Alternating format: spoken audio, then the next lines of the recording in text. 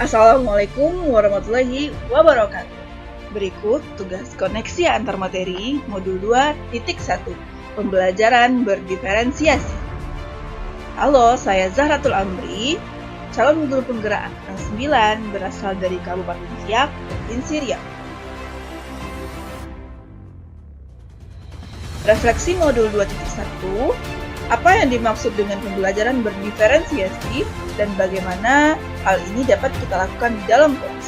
Lalu, bagaimana pembelajaran berdiferensiasi dapat memenuhi kebutuhan belajar murid dan membantu mencapai hasil belajar yang optimal.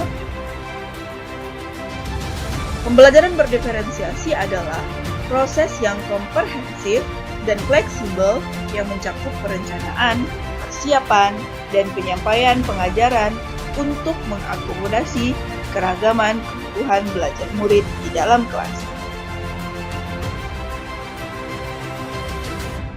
Pembelajaran berdiferensiasi haruslah berakar pada pemenuhan kebutuhan belajar murid dan bagaimana guru merespon kebutuhan belajar tersebut. Berbicara mengenai kebutuhan belajar murid, ada 3 aspek, yakni yang pertama, kesiapan belajar atau readiness murid.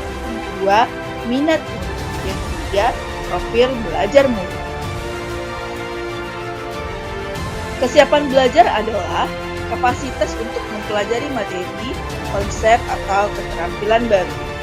Dan dalam hal ini, Carroll and Tomlinson menyediakan semacam equalizer. Jadi,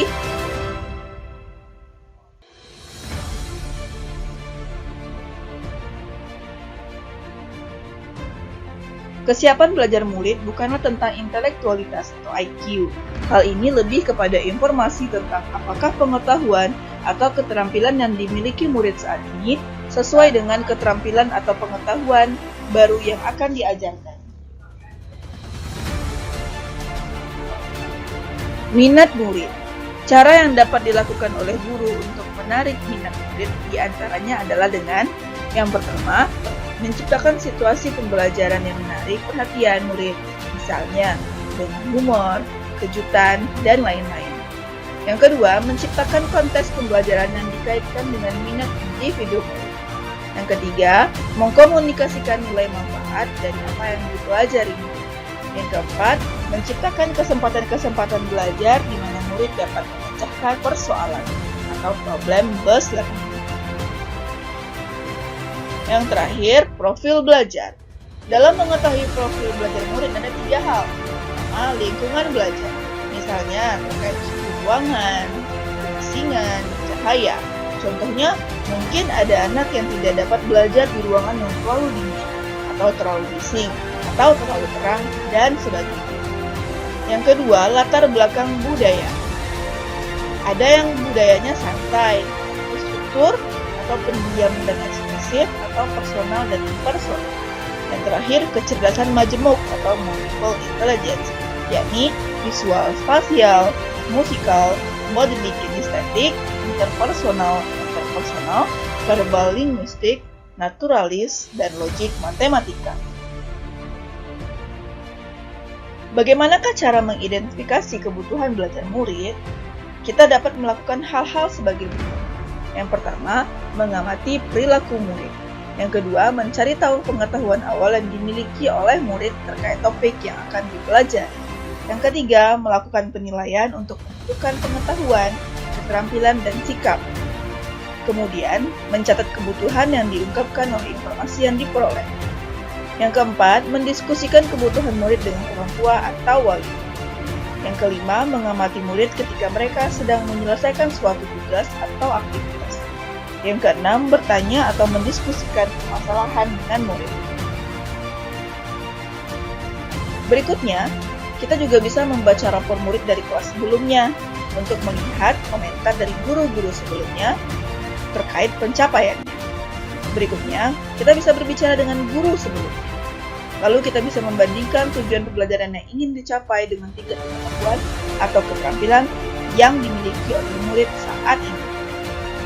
Yang berikutnya, kita bisa menggunakan berbagai penilaian diagnostik untuk memastikan bahwa murid telah berada dalam level yang sesuai. Dan yang terakhir, kita bisa melakukan survei untuk mengetahui kebutuhan belajar murid. Strategi pembelajaran berdiferensiasi yang bisa kita lakukan di kelas ada 3. Yang pertama, kita bisa mendiferensiasi konten. Konten ini terkait dengan materi pembelajaran. Yang berikutnya, kita bisa mendiferensiasikan proses, yaitu bagaimana cara kita menerapkan pembelajaran pada saat itu. Yang ketiga, kita bisa mendiferensiasikan produk sesuai dengan minat dan keinginan peserta didik. Hal ini terkait dengan hasil dari pembelajaran. Lalu bagaimana kaitan antara materi pembelajaran berdiferensiasi dengan modul-modul lain di dalam program pendidikan guru penggerak? Menurut saya, kaitannya adalah dengan melakukan praktek pembelajaran berdiferensiasi berdasarkan kebutuhan murid sejalan dengan filosofi pendidikan Ki Hajar Dewantara bahwa pembelajaran haruslah berpihak kepada murid. Untuk mewujudkan hal itu, seorang guru harus memiliki nilai dan peran guru penggerak sehingga mampu merancang pembelajaran berdiferensiasi tersebut.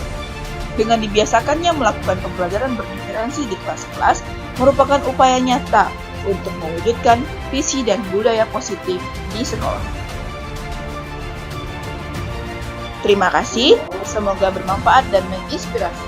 Salam dan bahagia Bapak Guru Hebat. Assalamualaikum warahmatullahi wabarakatuh.